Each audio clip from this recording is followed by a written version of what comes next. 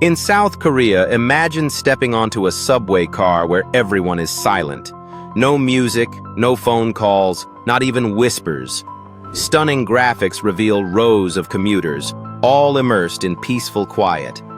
These are the official silent cars found on Seoul's busiest subway lines, designed so riders can unwind and escape city noise.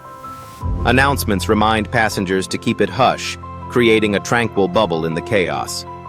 Locals respect this unspoken rule, making these cars a true sanctuary for the senses. That's how.